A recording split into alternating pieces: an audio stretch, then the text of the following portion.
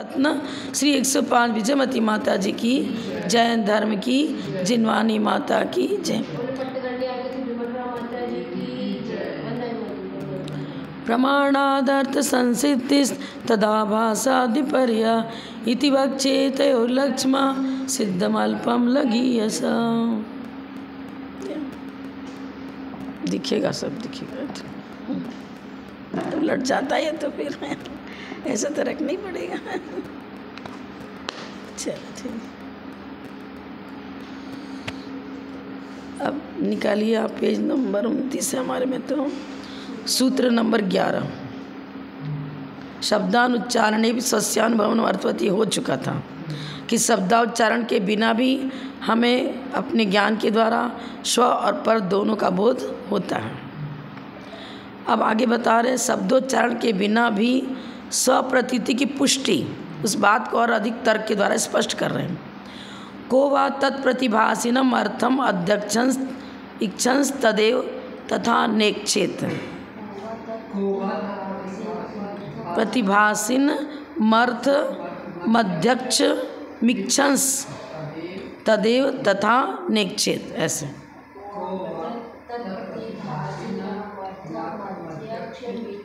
मिक्षंस, हाँ, नेक्षेत। कौन ऐसा व्यक्ति है न इच्छेत, ऐसा नहीं स्वीकार करता है क्या? स्व और पर दोनों का ज्ञान होता है। स्वसम्मिति पर सम्मिति, लौकिक दृष्टि से भी, आगम से परीक्षण करो, जैसे भी करो, स्व और पर का प्रतिभासन सिद्ध ही होता है। को वा, ऐसा कौन व्यक्ति है, वामन अथवा, ऐसा कौन व्यक्ति है, तत्प्रतिभासनम, तत् मतलब ज्ञान के द्वारा, उस ज्ञान के द्वारा प्रतिभासित होने वाले, अर्थम, अर्थ को तो स्वीकार करे और स्व का अस्तित्व स्वीकार न करे। ज्ञान से प्रतिभासित हुए पदार्थों को तो प्रत्यक्ष ज्ञान का विषय माने और स्वयं के अस्तित्व को स्वीकार न करे, ऐसा कोई दुनिया में है क्या? अगर स्व ही नहीं तो तुम्हारी वाणी भी कहाँ से आई?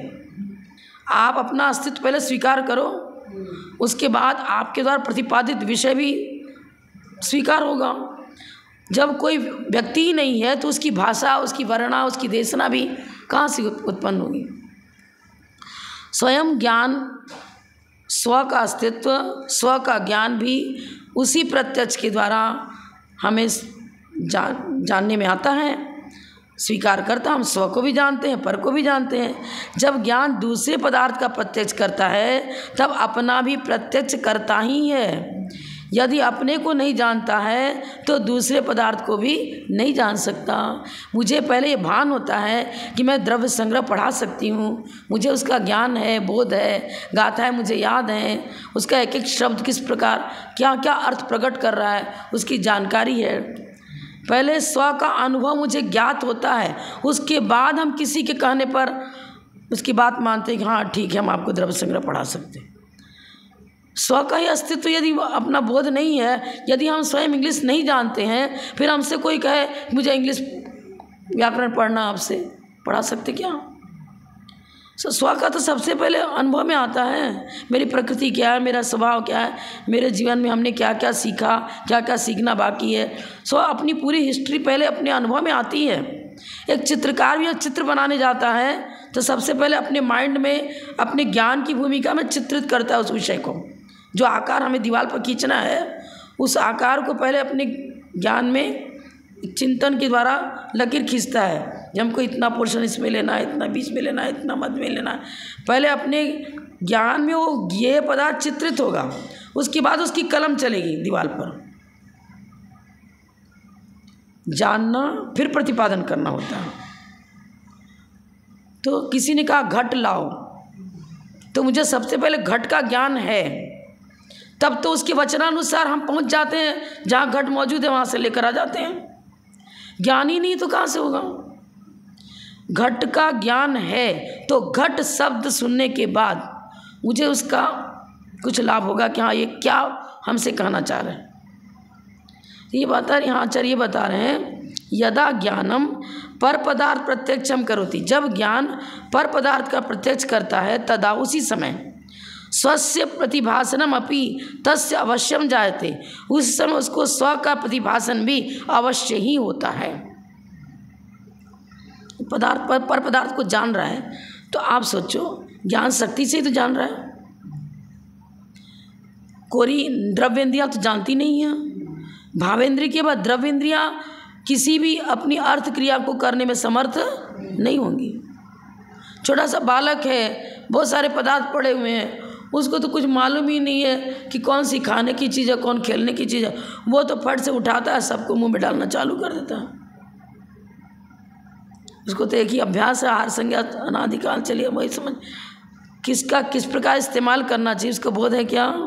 नेत्रेंद्रिय काम कर रही है लेकिन डिफरेंस नहीं समझ पा रहा है वो कि कौन सी वस्तु का प्रयोग किस प्रकार करना चाहिए। आँख से देख रहा है पर जो विशेष ज्ञान उसका होना चाहिए उसका सदुपयोग वो उस प्रकार करता है क्या, नहीं करता है। तो पहले तो स्व का ज्ञान सम्यक ज्ञान स्वयं को है, तो उस सम्यक ज्ञान के द्वारा हम 6 द्रव्य 7 तत्व 9 पदार्थ को भी सम्यक रूप से जान पाएंगे। अगर मेरा ज्ञान ही सम्यक नहीं है तो पर पदार्थ का ज्ञान भी कैसा होगा। तत्वार्थ सूत्र में पहले अध्याय में क्या लिखा है, वो उन्मत्तवत, कभी पत्नी को पत्नी कर देता है, कभी पत्नी को माँ भी कर देता है। सदसतोर विशेषाद अदृच्छोप लब्धे उन्मत्तवत। सदसतो, सत और असत में अंतर ही नहीं समझता, क्या समीचीनता है क्या असमीचीनता है जानता ही नहीं है। तो स्व का तो हर क्षण में, स्व का अनुभव तो हर क्षण है, भले ही गौण रूप में हो मुख्य रूप में हो। जिस समय पर को जानने में लगे उस समय स्व का अनुभव गौण रूप में मौजूद है। स्व का यदि हम अस्तित्व ही नहीं मानेंगे तो जानने देखने वाला ज्ञाता है कौन। पहले ज्ञाता है तब तो ज्ञेय की चर्चा होगी, ज्ञाता के बिना ज्ञेय की चर्चा कहाँ से होगी। मैं उस चीज़ का ज्ञाता हूँ, पहले हमारे अनुभव में आता है, तब हम ज्ञेय पदार्थों की नज़र डालते हैं और क्यूरियोसिटी होती है कि अब इसको भी जानना है, इसको भी जानना है, इसको भी जानना है। यही चीज़ यदि स्वम न जानियात, यदि स्व को नहीं जाने तरही पर पदार्थान ज्ञातुम अपि न शक्नुयात्, यदि स्व का बोध उसको नहीं है तो पर पदार्थ को भी जानने में किसी प्रकार समर्थ नहीं हो सकता है। स्वानुभूति को क्षोभसम को लेकर के, स्वकीय क्षोभसम को लिए हुए ही हम पर पदार्थों को जानने की योग्यता रखते हैं। यदि स्व का क्षोभसम ही हमारे पास मौजूद नहीं है और उस विषय को हम यदि स्वीकार नहीं करते हैं तो फिर पर को जानना भी न शक्नुयात्, संभव नहीं हो सकता। यथा घटादय सम न जानाति, यहाँ घड़ा रखा हुआ तो जड़ है, जड़ पदार्थ है। अब आप कहो कि नहीं, द्रव्येंद्रियाँ जो जड़ हैं, आँख देखती है, कान सुनता है, जीभ चखती है, मात्र द्रव्येंद्रियों जो जड़ है जिनको तुम जड़ कह भी रहे हो, फिर जब ये जड़ इंद्रियाँ जब जड़ जानने का काम कर रही हैं तो घट आदि पदार्थ पड़ा वो भी जड़ है, वो घट भी जानना चालू कर देगा। जानने देखने की अर्थ क्रिया फिर पौद्गलिक अन्य पदार्थों में भी होने लगेगी। घड़ा है, कोई पुस्तक रखा, मतलब मकान, दुकान, पुत्र, जो भी जड़ पदार्थ लौकिक हमें नज़र आ रहे हैं उनमें भी अर्थ क्रिया जानने देखने की होने लगेगी। गिलास, कटोरी, बर्तन कोई भी रखा हुआ है, वो जड़ जब जड़ होकर के इंद्रियाँ जान रही हैं तो वो भी जड़ है, वो भी जानना देखना काम चालू कर देंगे। वो जानेगी तो सुख दुख का अनुभव करेंगे, सुख दुख का अनुभव भी करेंगे फिर तो। यही लिख रहे हैं यहाँ भी, यथा घटादय, जिस प्रकार घट आदि पदार्थ स्वयं न जानाति, अपने को नहीं जानते हैं, अतः इसीलिए परम अपि न जानन्ति, इसलिए पर को भी नहीं जानते हैं। घड़ा आदि अन्य भौतिक पदार्थ, पौद्गलिक पदार्थ स्व को नहीं जानते हैं, इसलिए पर को भी नहीं जानते हैं। अगर आप कहो कि इंद्रियां स्व को तो नहीं जानती हैं पर को जानती है तो ये तुम्हारा तर्क अन्वय व्यतिरेक को लिए हुए नहीं है, मतलब उसमें प्रमाणता नहीं होगी। हेतु किसे कहेंगे? अविनाभाव संबंध को लिए हुए उसे हेतु कहेंगे। सक्रम भाव नियमो अविनाभाव, सभाव नियम अर्थात क्रम भाव नियम, कोई भी उसमें हेतु में घटित होना चाहिए। यदि यह नियम हेतु में घटित नहीं हो रहा है तो हेतु नहीं, हेत्वाभास है। तुम कहो कि ज्ञान पर को जानता है, स्व को नहीं जानता है, तो इसमें आपका हेतु सदोष सिद्ध होता है, उसमें अव्याप्ति आदि दोष आ जाते हैं, अव्याप्ति अतिव्याप्ति आदि दोष आ जाते हैं। इति स्तव, ऐसा हर व्यक्ति मान रहा है। इस सिद्धांत को तो मानना ही पड़ेगा, सटीक है, स्थित हर प्रकार से इसकी स्थिति बन रही है कि स्व को भी जानता है, पर को भी जानता है। इस स्थिति को स्वीकार करते हुए भला ऐसा कौन सा लौकिक व्यक्ति होगा, ऐसा कौन सा परीक्षक होगा जो ये बात स्वीकार करे कि ज्ञान तो पर को जानता है और स्व को नहीं जानता। सभी को स्वीकार करना ही पड़ता है, क्योंकि उसके बिना न लौकिक जीवन घटित हो रहा है, न किसी प्रकार से परीक्षण घटित हो रहा है। परीक्षा किसे कहते हैं बताया था ना हमने? नहीं, परीक्षा किसका, परीक्षा शब्द का अर्थ क्या है? विरुद्ध नाना युक्ति प्राबल्य दौर्बल्य अवधारणाएं प्रवर्तमानो विचार परीक्षा। उस प्रवर्तमान विचार को परीक्षा कहेंगे जिसके द्वारा क्या गलत क्या सही इसका हम निर्णय करते हैं। विरुद्ध नाना युक्ति, नाना प्रकार की विरुद्ध युक्तियाँ दी जा रही हैं। एक कह रहा है कि ज्ञान मात्र स्व को ही जानता है, दूसरा कहता है ज्ञान पर को ही जानता है, पर दोनों ही युक्ति संगत नहीं है। लौकिकता में भी ये बात सिद्ध नहीं होती और आगम से युक्ति से तर्क से भी ये बात सिद्ध नहीं होती है। लेकिन जैनागम में ये बताया है कि ज्ञान स्व को भी जानता है, पर को भी जानता है, अपनी क्षोभम शक्ति के अनुसार उसका जानना देखना होता है। तो इसमें किसी प्रकार का दोष नज़र नहीं आता है। जिसमें जो हेतु सदोष होगा उसको दौर्बल्य विशेषण दिया, मतलब वो दुर्बल है, सदोष है। और जिसमें किसी प्रकार का दोष नज़र नहीं आता है वो युक्ति प्रबल युक्ति मानी जाती है। तो विरुद्ध नाना प्रकार की युक्तियाँ दी जा रही हैं, पर कौन सी युक्ति निर्दोष और प्रबल है, कौन सी युक्ति सदोष और दुर्बल है, इस प्रकार का निर्धारण करने की जो विधि विशेष है, जो विचारधारा विशेष है, उसी को हम परीक्षा कहते हैं। तो कोई परीक्षक है तो तर्क से, युक्ति से, आगम से जांच पड़ताल करेगा। भाई आप कह रहे हो आपकी बात किस प्रकार गलत है, ये कह रहा है इसकी बात किस प्रकार सही है, तो उसी को तो परीक्षक कहेंगे ना। लौकिक हो या कोई परीक्षक हो, कोई भी इस बात को स्वीकार नहीं करेगा कि ज्ञान मात्र पर को जानता है, स्व को नहीं जानता है। ज्ञान प्रतिभासनम अर्थम प्रत्यक्षम स्वीकुरन स्वयं ज्ञानम प्रत्यक्षम नो स्वीक्रियात। ऐसा कौन सा व्यक्ति है जो घट आदि का तो प्रत्यक्षीकरण स्वीकार करे और स्व का को प्रत्यक्ष का विषय न माने।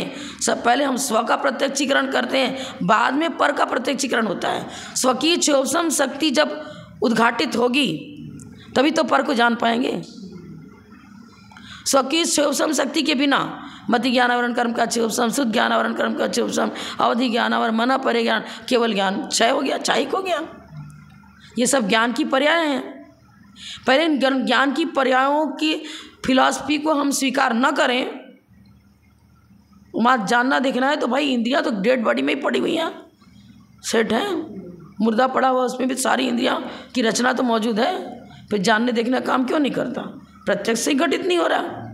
जब तक इस जीव के अंदर चेतना है, वो चैतन्य शक्ति है तो ज्ञान भी शक्ति है, और ज्ञान शक्ति की जिस प्रकार की पर्याय उसके क्षोभम के अनुसार बनती हैं, उस प्रकार संसारी जीव अपने अपने क्षोभम ज्ञान शक्ति से जानते हैं। तो क्षोभम शक्ति को स्वीकार करो। स्वसंवित्ति पहले तो ये हो गई, स्व को जानता ही है, हम अपनी क्षोभम शक्ति को जानते हैं, तब उसके अनुसार किसी विषय को दूसरे को पढ़ाना, बताना, लौकिक कार्यों को करना। जानकारी नहीं फैक्ट्री कैसे चलेगी, जानकारी नहीं मशीन कैसे चलेगी, कपड़ा कैसे बुनेगा, सिलाई कैसे होगी, जानकारी नहीं तो कहाँ से कार्य करने बैठ जाएंगे। उपकरण तो सब रखा हुआ है, लेकिन जानकारी नहीं तो कहाँ से उसको कार्य करेगा, नहीं कर पाएगा ना। जो यह कहेगा कि मैं घट का तो प्रत्यक्ष कर रहा हूँ, उसको मैं घट का प्रत्यक्ष करता हूँ, मैं शब्द क्या कर रहा है, स्व का बोध करा रहा है कि नहीं कर रहा है। तुम्हारे द्वारा सेंटेंस रचना हुई, क्या हुई, मैं घट का प्रत्यक्ष करता हूँ। अब मैं शब्द की व्याख्या क्या होगी, उसमें मैं शब्द में स्व की व्याख्या गर्भित है कि नहीं है? तुम भी अपने भले ही बोलो कुछ भी, लेकिन मैं सब का प्रयोग तुम भी कर। मैं ऐसा मानता हूँ, मैं ऐसा मानता हूँ कि ज्ञान पर को जानता है, स्व को नहीं जानता। तो मैं शब्द किसके लिए है? स्व का ही तो बोध करा रहा है। उसको मैं शब्द के वाच्य ज्ञान का ही प्रत्यक्ष मानना होगा। घट को जानता हूँ, मैं घट को जानता हूँ। मैं शब्द का वाच्य अर्थ क्या है? स्व, अपना। तो स्व का प्रत्यक्ष भी स्वीकार करो। ज्ञान स्व का प्रत्यक्ष भी कराता है और पर का प्रत्यक्ष भी कराता है। इस बात को इन्होंने यहाँ सूत्र नंबर 11 में स्पष्ट किया। को तथा नेक्षेत, ऐसा कौन व्यक्ति है जो उस प्रकार का विषय स्वीकार न करे? ज्ञान घट को भी जानता है, पट को भी जानता है और स्व को भी जानता है। इस बात को युक्ति से, आगम से, प्रमाण से, हर प्रकार जब ये बात सिद्ध हो रहा है तो कौन व्यक्ति ऐसा जो नहीं मानेगा? इसको मानना ही पड़ेगा, मानता ही है।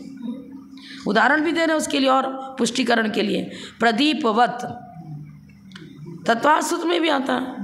दीपक क्या करता है? दीपक जला दिया आपने, दीपक से दीपक का ज्ञान नहीं हो रहा है क्या? दीपक स्वयं अपने को ही प्रकाशित कर रहा है, वो स्वयं प्रकाशमान है। सूर्य स्वयं प्रकाशमान है तो दुनिया को प्रकाशित कर रहा है। चंद्रमा में शुद्ध प्रकाशन करने की शक्ति है, चंद्रकांत मणि में, तो अन्य से प्रकाश मिल रहा है। दीपक में स्व को प्रकाशित करने की शक्ति है, तब वो कमरे में जहाँ दीपक जलाया वहाँ कक्ष को भी प्रकाशित कर रहा है। कमरे में रखे सारे वस्तु फिर नजर आने लगती हैं, दिखने लगती हैं, प्रकाशित हो रही है उनसे, दीपक के माध्यम से। तो उदाहरण से भी स्पष्टीकरण हो रहा है।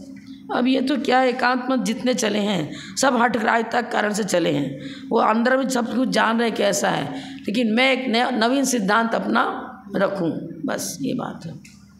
घटपट आदि का प्रकाशक दीपक यदि अपने को प्रकाशित नहीं करता, स्वयं अंधकार में है, तो अंधकार को दूर करेगा क्या?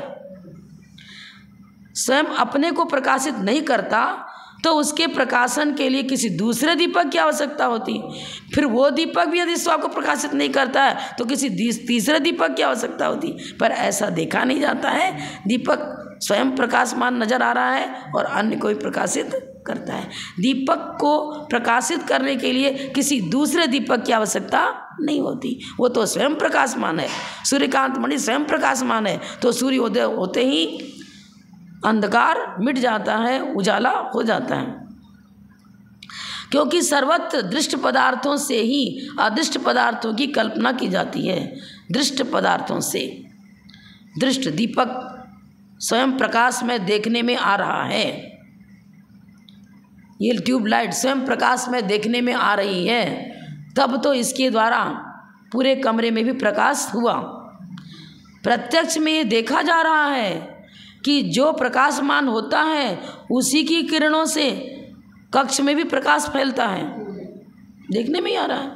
अब ये बात है, अगर गहराई से हम द्रव्यार्थिक न्याय के विषय को लेकर विचार करें तो वास्तव में प्रत्येक वस्तु अपने अपने स्वरूप को लिए हुए हैं। अंधकार भी पुद्गल की पर्याय है और प्रकाश भी पुद्गल की पर्याय है। सद्दो बंदो स्थूलो संतान भेद तमच छाया, उद्योत आदव सैया पुद्गल दबस पचाया। उद्योत, प्रकाश और अंधकार सब पुद्गल की पर्याय है। अब लाइट जली, बल्ब के अंदर जो लाइट जला ये स्वयं प्रकाशमान है, ठीक है। उपादान कारण तो अग्नि का एक जीव हुआ, अग्नि जीव हुई। अग्नि में दो गुण हैं, ताप और प्रकाश, दोनों, ताप भी और प्रकाश भी है। अब इसका निमित्त पाकर, ये निमित्त हुआ, इसका निमित्त पाकर यहाँ जो पुद्गल परमाणु पहले अंधकार रूप पर्याय में थे, वो इस निमित्त को पाकर प्रकाश में पर्याय को प्राप्त कर लेते हैं। पर्याय यहीं के परमाणुओं की बदली निमित्त पाकर के। ऐसे तो हमने कई बार क्षेत्रों में जाते तो स्फटिक मणि की प्रतिमा है मान लो, अब ऐसे तो उसका पूरा आँख का नाक छोटी पर नज़र नहीं आती पूरी, पर क्या करते हैं लोग, पीछे यदि दीपक या कुछ रोशनी रख देते हैं तो फिर एकदम झलकने लगता है, स्फटिक मणि का वो बिंब जो है ना साफ नज़र आने लगता है। स्फटिक बिंब ने अपने स्वरूप को तो कोई बदला नहीं, अग्नि वाले उस दीपक के गुण को ग्रहण कर लिया क्या? नहीं, लेकिन रिफ्लेक्स पड़ता है ना उसका, तो उसके कारण से उसका रिफ्लेक्स पड़ने के कारण से वो भी चमकने और दमकने लगता है। बात है तो अंधकार और प्रकाश दोनों पुद्गल की पर्याय हैं। निमित्त पाकर सूर्य अस्त हो गया, अंधेरा हो गया। यहीं के पुद्गल परमाणु निमित्त के अभाव में अंधकार रूपण बन कर गए। फिर सूर्योदय हुआ, मध्याह्न काल आ गया, प्रकाश पूरा तीव्र, मतलब सूर्य की रोशनी तेजस्वी हो गई, पूरी दिखने लग गई, मतलब और अधिक। प्रातः काल में थोड़ा झुरमुटा रहता है, फिर धीरे धीरे जैसे जैसे सूर्य निषद पर्वत से आगे बढ़ता है वैसे वैसे हमारे कक्ष में प्रकाश ज़्यादा होने लगता है। अब निमित्त ही तो पड़ा सूर्योदय, यहाँ उस निमित्त सूर्योदय के निमित्त को पाकर यहाँ के पुद्गल परमाणु जो पहले अंधकार रूप में थे, रात्रि में अंधकार रूप में थे, और सूर्योदय होने के बाद यही प्रकाश में हो जाते हैं। और जैसे सूर्य आगे की ओर बढ़ता है, मध्याह्नकालीन एक रोशनी और एक प्रातःकाल रोशनी अंदर आएगा ना, तो यही के परमाणु जैसे जैसे निमित्त का सत्प्रभाव तीव्रता को लिए हुए होता है, वैसे वैसे यहाँ भी तीव्रता आती है। ऐसा है, यहीं के परमाणु प्रकाश रूपण मन किए, इसने अपने प्रकाश को इनको दिया नहीं, ये निमित्त बना। शिक्षक ने अपना ज्ञान शिष्य को दिया नहीं, उसकी देशना निमित्त बनी और उसकी क्षोभसम शक्ति जागृत हुई, और उसकी क्षोभसम शक्ति उपादान कारण बनी। मिट्टी स्वयं घड़ा रूपण बन किया, कुम्हार स्वयं घड़ा नहीं बन गया, कुम्हार स्वयं घड़ा नहीं बन गया, वह निमित्त बना घड़े के आकार को देने में। सूर्योदय यहाँ के परमाणुओं को प्रकाश में बनाने में निमित्त बना, और सूर्यास्त हो गया, अब निमित्त हट गया तो यहीं के परमाणु फिर अंधकार रूपण बन कर गए। और बनाने वाला ही नहीं है, पहले बात तो उपादान अपना ही अपना होता है, एक दूसरे को उपादान बनकर हम उसका उपकार नहीं कर सकते। तत्वार्थ सूत्र की गहराई को अभी तक शायद बिरले लोग समझ पाए होंगे। कैसे आपको, कैसे हम ये पूछना चाहते हैं कि उमा स्वामी आचार्य ने अन्य द्रव्यों के उपकार को सूचित करने के लिए एक एक सूत्र बनाया, पर पुद्गल के उपकार को सूचित करने के लिए 2 सूत्र क्यों बनाया? बताओ। शरीर वांग मनः प्राणापाना पुद्गला नाम, फिर सुख दुख जीवित मरणोपग्रहाश्च, 2 सूत्र क्यों बनाए? जीव द्रव्य तो एक बहुत पूज्यता को लिए हुए, महानता को लिए, उसकी व्याख्या 2 सूत्र में और करनी चाहिए। परस्पर ग्रोह जीवाना, इतने क्यों बता दिया? एक ही सूत्र क्यों बनाया? और पुद्गल जड़ है, उसके लिए 2 सूत्र की रचना क्यों कर दी? और ये परस्पर ग्रोह जीवाना ये भी निमित्त के रूप में है। उपादान बनकर सिद्ध भगवान भी, अरहंत भी किसी का उपकार नहीं कर सकते। अरहंत भी निमित्त बनकर उपकार कर रहे हैं, बलिष्ठ निमित्त कह सकते हैं उनको, अति बलिष्ठ। लेकिन अति बलिष्ठ मौजूद है, और जिसका उपकार होना है उसका पुण्य 0 पर है, बिल्कुल जागृत ही नहीं है। तो क्या हुआ? भगवान महावीर के समवसरण में जब श्रेणिक महाराज थे तो पूछा कि क्या कोई ऐसा व्यक्ति है जो आपके समवसरण नहीं पहुंच सका? तो उन्हें वृद्धा माता कहा कि अभव्य नहीं आ सकती, समवसरण नहीं, मतलब वो नहीं आई है, अब जो भी कारण हो। वो उसको कितना भी प्रयास किया, नहीं आई, उसने आंखें फोड़ ली दोनों। वो 2 दिन का छोकरा, उसकी आज्ञा का पालन करूं, मैं उसके पास जाऊं? क्यों जाऊंगी? नहीं जाऊंगी। मैंने उसको पाला पोसा, मौसी अब्बा जो भी जो जी होगा, हाँ, तो वो नहीं आए समवसरण। देखो निमित्त, आप उसका उपादान जागृत हो तो समवसरण में आवे, देश ना सुने, लाभान्वित हो। जब तीर्थंकर भी, सिद्ध परमेष्ठी भी उपादान बन करके उपादान रूप से हमारा उपकार नहीं कर सकते, तो हम आप क्या करेंगे? परस्पर निमित्त जीव हमेशा निमित्त बन करके उपकार करे। लेकिन पुद्गल एक ऐसा है जो उपादान बन करके भी उपकार कर रहा है और निमित्त बन करके भी उपकार कर रहा है। शरीर वांग मन प्राणा पाना पुद्गला नाम। पुद्गल ही औदारिक शरीर क्या पौद्गलिक है ना, परम औदारिक शरीर पौद्गलिक है, औदारिक पौद्गलिक ही है। अगर ये वज्र विषम नाराज सहन न होता और कर्मभूमि मनुष्य में मुझे इस प्रकार का योग्य शरीर न मिलता तो क्या होता, तपस्या नहीं कर सकते थे। उपादान बन करके मैंने वही वज्र विषम नाराज सहन बना ना, ये उपादान बना, मैंने स्वयं उस प्रकार की बॉडी कंस्ट्रक्शन हुआ जिससे हम कठोर तप कर सकें, हुआ। अब वज्र विषम नाराज सहन के बिना कोई जीव मुक्त जा सकता है क्या? नहीं जा सकता। शरीर वचन, वचन वर्णाएं पौद्गलिक है, कितना बड़ा उपकार हो रहा है। वांग मन प्राणा पाना श्वासोच्छ्वास पौद्गलिक है। पर सुख दुख जीवित मरणोपराश्च, सुख का अनुभव करने वाला जीव स्वयं है, दुख का अनुभव करने वाला जीव स्वयं है। वो पुद्गल सुख दुख का अनुभव नहीं करता है। तो सुख दुख का अनुभव करते समय तो हम जीव को उपादान ठहरा रहे हैं, ठीक है। अब सुख दुख का अनुभव भी किससे हो रहा है? साता असाता के उदय होने पर। साता का उदय, साता भी तो जो कर्म द्रव्य कर्म है, चाहे साता असाता द्रव्य कर्म है। साता का उदय होने पर सुख की अनुभूति, असाता का उदय होने पर दुख की अनुभूति। अब देखो यहाँ तो अनुभूति सुख दुख की अनुभूति जीव कर रहा है, वो निमित्त बन रहा है साता असाता का उदय। और यहाँ तो शरीर रूप स्वयं, वो पुद्गल स्वयं शरीर रूप परिवर्तित हुआ शरीर नाम कर्म के उदय से।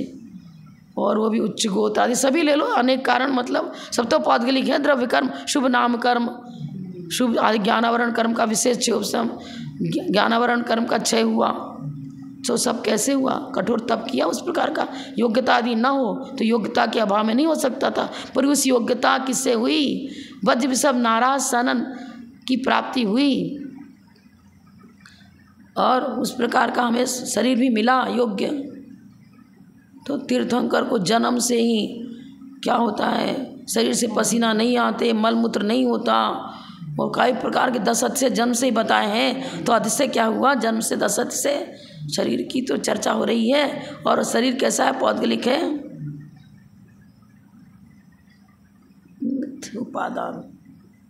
जो स्वयं कार्य रूप परमन करे उसे उपादान कहते हैं, और जो स्वयं तो कार्य रूप परमन नहीं कर रहा है लेकिन अन्य के कार्य रूप परमन में सहायक बन रहा है, जो स्वयं कार्य रूप परमन करे उसे उपादान कहते हैं। वो पौद्गलिक शरीर स्वयं उपादान रूप में कार्य रूप परमन किया ना, जीव तो शरीर नहीं बन गया, लेकिन उपादान बन करके सहयोगी, उपकारी बता रहे। उपकार शब्द का ही प्रयोग हो रहा है। एक बार पुद्गल उपादान बन करके जीव का उपकार कर रहा है, और दूसरी बार पुद्गल सुख दुख जीत मरणोपराश्च, इसमें निमित्त बनकर जीव का उपकार कर रहा है। जीव का उपकार पुद्गल 2 प्रकार से कर रहा है। स्वयं कार्य रूप परमन हुआ, शरीर वचन श्वासोच्छ्वास ये जो हो रहा है पौद्गलिक ही ना, कार्य ही है उसका, पुद्गल का ही कार्य है। स्वयं कार्य रूप परमन कर रहा है और सुख दुख का अनुभव कराने में निमित्त बन रहा है। एक बार निमित्त बनकर जीव का उपकार कर रहा है और एक उपादान बनकर जीव का उपकार कर रहा है। शायद अभी तक जितना भी क्लास लिया होगा इसमें ये चर्चा कहीं भी नहीं आई। आप कहाँ से लाए, हम कहाँ से लाए? तो मैं सतना गई थी, नीरज जी, जितने विद्वान लोग प्राय करके माता जी कहीं भी जाए तो आते ही थे, चर्चा खूब चलती थी। तो मेरी दीक्षा तो हो ही चुकी थी बराबर आर्य कर, लेकिन अब पूछा हमसे, बताओ ये 2 सूत्र क्यों बनाए? अब भाई इतना इतना मतलब न्यायिक अध्ययन मेरा नहीं था, तो मैंने कहा इसका तो उत्तर हम नहीं दे पा रहे। तब उन्होंने पूरा क्लियर किया था। उपादान की परिभाषा यही, उपादान बनकर स्वयं कार्य, जो स्वयं कार्य रूप परमन करे उसे उपादान कहते हैं। न्याय ग्रंथों में स्पष्ट है। और जो स्वयं तो कार्य रूप परमाणु नहीं करता है, लेकिन मेरे कार्य को संचालित करने बाह्य निमित्त बनता है, वही तो निमित्त कहलाएगा। वो कुम्हार स्वयं कार्य रूप परमाणु नहीं कर रहा है, कुम्हार स्वयं घड़ा नहीं बन रहा है, लेकिन बनाने में सहयोगी बन रहा है। तो हमारे सुख दुख की अनुभूति में वो साता असता का उदय वाह्य निमित्त बनता है। अब उस वाह्य निमित्त को हम एक्सेप्ट करेंगे तो हमारे लिए निमित्त बनेगा, और नहीं एक्सेप्ट करेंगे तो निमित्त नहीं भी बनेगा।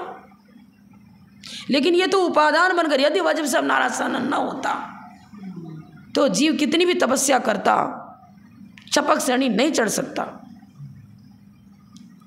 3 उत्तम साधन में से किसी भी साधन से उपशम श्रेणी चढ़ा सकता है, लेकिन चपक श्रेणी चढ़ने के लिए नियम से वज्र विषम नाराज साधन ही चाहिए।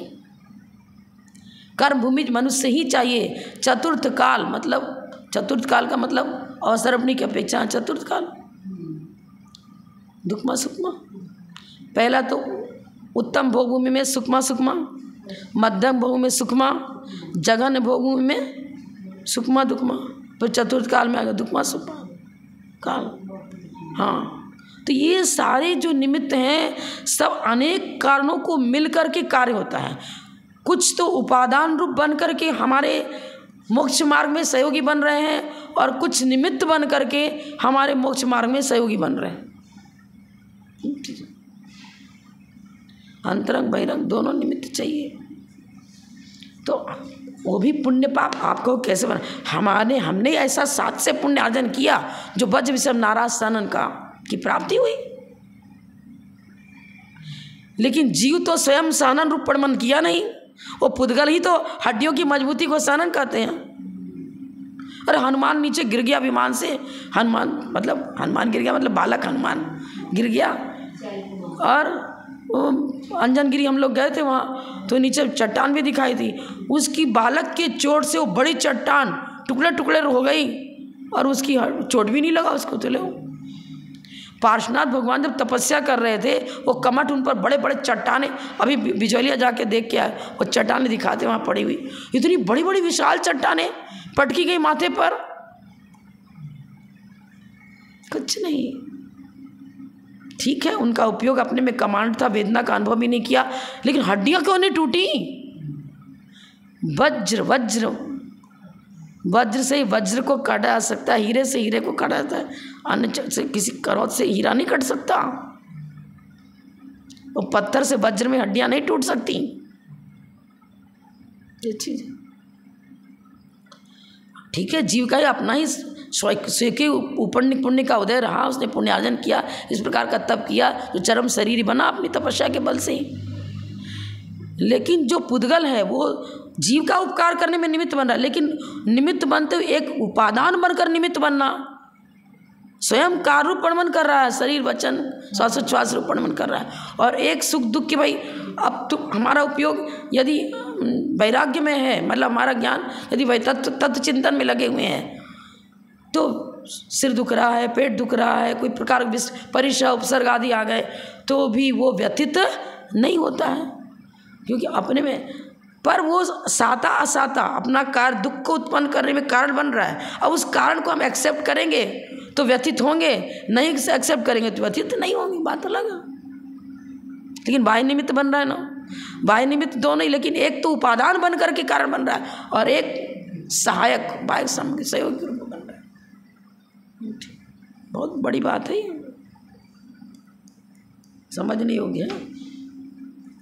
पर हमको मान लो अगर 40 बरस पहले भी हमने किसी चीज़ को पढ़ा है, और यदि रुचिपूर्वक उसका चिंतन भी हुआ है और समझा भी है, तो इस भाव में क्या अगले भाव तक वो धारणा हमारे साथ रहेगी। इसीलिए तो सम्यक दर्शन को पहले लिखा, रुचि इंटरेस्ट को ही सम्यक दर्शन कहते हैं। आत्मा भी रुचि, चेद्रव्य के प्रति रुचि, रुचि हिंदी में हुआ, संस्कृत इंग्लिश में इंटरेस्ट। रुचिकर पदार्थ है और वो हमारे मन में बस गया है, तो चलते फिरते उठते बैठते वो जागृत रहेगा। 50 बरस पहले बाल्यावस्था में भी पढ़ा है किस चीज़ को, और ध्यान पूर्वक अच्छी तरह यदि उसको समझते हुए पढ़ा है, जितने अंश में रुचि जागृत रहेगी उतने अंश में मेमोरी पावर भी जागृत रहेगी। अरे आप बहुत गहरी चीज़ है। जिसकी जिसमें रुचि है, भले बाल्यावस्था में उसकी रुचि जागृत हो, आज तक वो रुचि वैसी वैसी जागृत है। क्यों? संस्कार, शुभ संस्कार उसके उस प्रकार पड़े हुए हैं।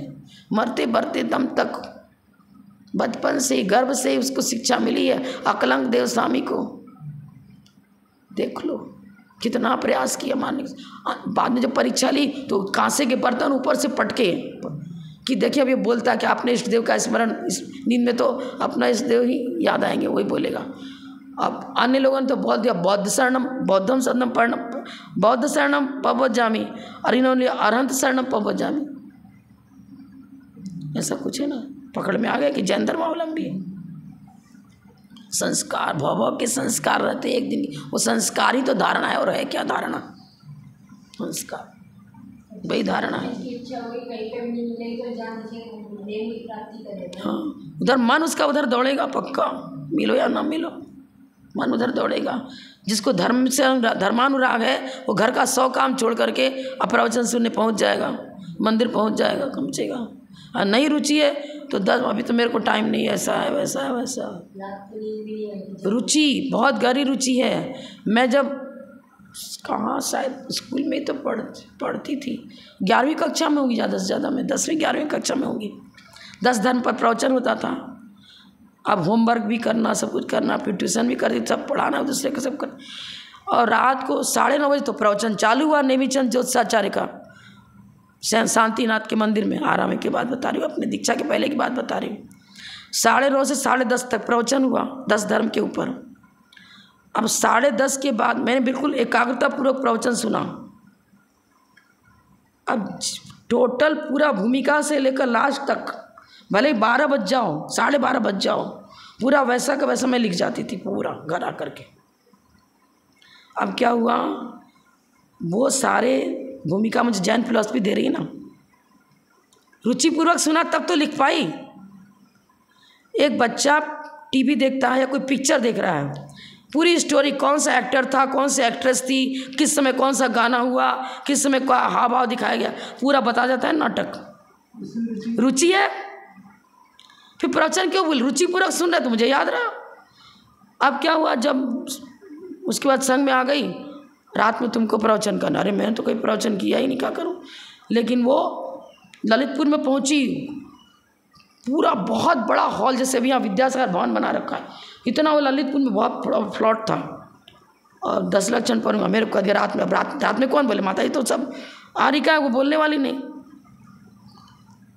अब लोग कह रहे कि ये सब मतलब तार्किक, न्यायिक, सैद्धांतिक प्रवचन ये दीदी कहाँ से दे रही है, समझ में नहीं आ रहा है। मैं नहीं दे रही हूँ, मैं नहीं दे रही हूँ, मेरे को तो कुछ नहीं मालूम। लेकिन हम वो रुचि की बात कर रही हूँ। वो अभिमन्यु ने गर्भ में ही चक्र में रचने की, घुसने कला सीख ली थी, मैंने वहाँ सीख ली। अब लिखा आपको, वहाँ तो कॉपी लेके कोई गए नहीं, लेकिन रुचिपूर्वक जो सुना है वो बचपन से लेकर अंत तक उसके माइंड में हमेशा फ्रेश रहेगा। और पूरा मैंने बता दिया, सब जो बताया वैसा का वैसा पूरा धौला महाधौला के उदाहरण देकर के उन्होंने प्रवचन किया। वो बहुत बड़े ज्ञानी थे। वो तो पूरा PhD कराते थे, सब जैन फिलॉसफी PhD कराते थे। कितने लोगों को, अनगिनत लोगों को PhD कराया। उनका प्रवचन तो सैद्धांतिक होगा ही होगा। अब लॉजिक में शुरू से रुचि। ये बात हम यहाँ ये बताना चाह रहे हैं कि हर चीज़ को, किसी चीज़ को पढ़ो, अपना माइंड बिल्कुल, जैसे अर्जुन ने घूमती हुई चिड़िया पर भी अपना माइंड उधर ही लगाया। उस समय अपने विचारों, अपने ये ब्लैंक पेपर कर दो बिल्कुल। उसके बाद सुनो, खाली कागज पर लिखा जा सकता है, और इधर उधर की उल जलूल बातों का भी साथ साथ चिंतन चलता रहे तो सुनना होगा ही नहीं, सही रूप में सुनना ही नहीं होगा। जब सही रूप में सुनना ही नहीं हुआ तो फिर क्या हुआ, देशना लब्धि नहीं हुई। देशना कान में आवाज़ तो गई, पर देशना लब्धि, लब्धि का मतलब प्राप्ति, क्षोभसम की प्राप्ति। लिखा ही आपके माइंड में उकेरा नहीं गया। लब्ध्युपयोग भावेंद्रियम, अब क्षोभसम शक्ति का, जब मन ही एकाग्र नहीं है, आप पांचों इंद्रियों को बिल्कुल एक विषय में एक लय हो करके, आंखें भी इधर उधर नहीं जा रही हैं, इधर उधर शरीर भी उधर उधर नहीं जा रहा है, इतनी एकाग्रता है प्रवचन सुनने के समय कि ऐसा लग रहा है कि बिल्कुल एकदम अलर्ट, उसी में समाहित है सब इसी में। कहीं से आवाज़ भी आ रही, वो भी आवाज़ हमें सुनाई नहीं पड़ रहा, हमें जिसको सुनना चाह रहे वही सुनाई पड़ रहा है बस। अब क्या हो गया? ऐसी धारणा बनेगी कि इस भव का शिक्षण भव भव में जाएगा। अरे हम सुने तो और भूल गए, क्यों भूल गए भाई? अब मेरा ऐसे ही है, गणित का जहाँ अंक आएगा मेरे उसमें रुचि है ही नहीं, तो हम अभी का भी 1 घंटा आधा घंटे में भूल, वहीं का पढ़ते पढ़ते भूल जाएंगे, रुचि नहीं है। पर लॉजिक में रुचि है तो लॉजिक वाला विषय चाहे हम 50 बरस पहले सुने हों, याद है। इसीलिए तो विद्यार्थी को यही होना चाहिए, जिसमें रुचि है माता पिता को कहना चाहिए कि उसी में अध्ययन करो, और जिसमें बनना चाहता है डॉक्टर और आप बनाना चाहो उसको इंजीनियर, तो बन जाएगा क्या? नहीं बन पाएगा। व्यापार में भी जिसमें रुचि उसको उसी में प्रवेश करने दो। रुचि नहीं है तो वो उस काम में सक्सेस होगा ही नहीं, किसी हालत में नहीं होगा। रुचि के अनुसार क्षोभसम भी उसमें उसको प्लस पर प्लस होता चला जाएगा, क्योंकि उधर उसकी दौड़ अच्छी है, पकड़ अच्छी है, पकड़ अच्छी तो प्रोग्रेस करेगा। हाँ, जिसमें जिसकी रुचि है। अब इंग्लिश में रुचि नहीं तो मुश्किल से पास मार्क्स ले आए, और संस्कृत में 100% ले आए, विद्यार्थी होकर के शिक्षक को पढ़ा सकते हैं, ये योग्यता रही कॉलेज में तो। और पढ़ाने वाले कभी कभी मिस हो जाते, पर हम मिस नहीं होते, हमारा तो व्याकरण बहुत मजबूत है। आप यहाँ पर बोर्ड पर कुछ मिस कर रहे हो, गलत कर रहे हो, क्यों? जिसमें रुचि है उसमें पराकाष्ठा को प्राप्त कर लेगा, चरम सीमा तक पहुँच जाएगा। इसीलिए यहाँ भी लिखा है सम्यक दर्शन ज्ञान चारित्राणि मोक्ष मार्ग। सबसे पहले सम्यक दर्शन, आत्माभिरुचि, धर्माभिरुचि, तत्व में रुचि। अब रुचि के बिना ज्ञान जागृत नहीं होगा। सम्यक दर्शन के बाद ज्ञान, फिर उसके बाद चारित्र। जानकारी है तब तो स्थिर भी अपने ज्ञान घन स्वरूप आत्मा में स्थिर हो सकोगे। अपने स्वरूप में स्थिर होना ही तो चारित्र है, नहीं हो ही सकेगा। बहुत इसमें पूरे अब ये यदि ज्ञान की चर्चा कर रहे हैं, ज्ञान को बीच में क्यों रखा? देहली न्याय बताते हैं न्याय ग्रंथों में, देहली पर रखा हुआ दीपक अंदर कमरे में भी रोशनी दे रहा है और बाहर भी रोशनी दे रहा है। देहली न्याय का मतलब ज्ञान बीच में है। ये ज्ञान ही सम्यक दर्शन को जागृत करेगा, और ये ज्ञान ही चारित्र की उत्पत्ति में कारण बनेगा।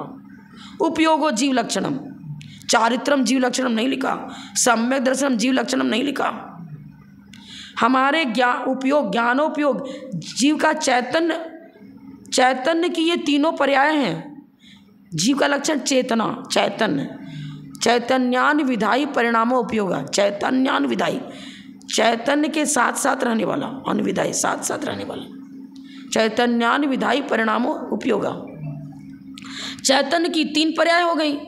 जब हमारा चैतन्य रुचि आत्मा भी रुचि परिणमन हुआ तो उसका नाम सम्यक दर्शन रख दिया।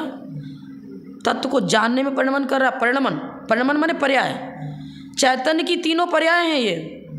सम्यक दर्शन का वो भी चैतन्य की पर्याय, सम्यक ज्ञान को वो भी चैतन्य की पर्याय, चारित्र को वो भी चैतन्य की पर्याय। पर्यायार्थिक ने से आत्मा के 3 जीव द्रव्य के 3 लक्षण बता दिए। सम्यक दर्शन, सम्यक ज्ञान, सम्यक रत्नत्रय। वेद विवक्षा से अभेद विवक्षा चित चैतन्य स्वरूप है। ज्ञान उपयोगो जीव लक्षण हम बता रहे हैं।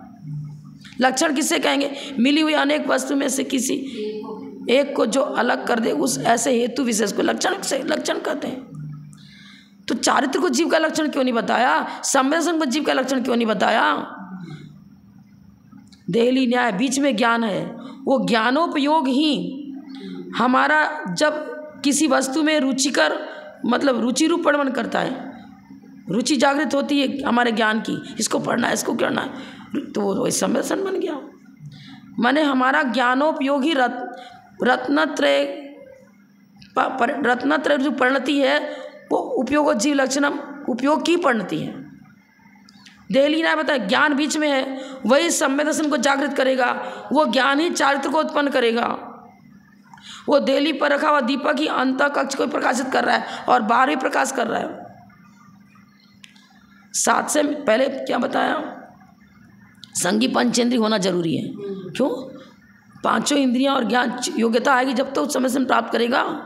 अगर ज्ञान की चर्चा कुछ भी नहीं होती तो फिर एक इंद्रिय भी समझन पैदा कर लेता, कोई भी पैदा कर लेता था। संगी पंचेंद्री में भी जब तक उसको प्रायोग लब्धि तक अंतक उड़ाकोड़ी सागर प्रमाण सभी कर्मों की स्थिति नहीं कर लेगा, अधकरण अपूर्वकरण अनिकरण परिणाम नहीं करेगा, विशुद्धि बढ़नी चाहिए। लेशाओं की विशुद्धि के बिना भी समझन उत्पन्न नहीं होगा। लेशाओं की विशुद्धि से के बल से प्रायोग लब्धि तक पहुंचेगा। उसके बाद अब वो सब तत्व ज्ञान के बिना ना लेशा विशुद्धि हो सकती है, ज्ञान के बिना कुछ भी होने वाला नहीं है, अंधकार ही अंधकार रहेगा।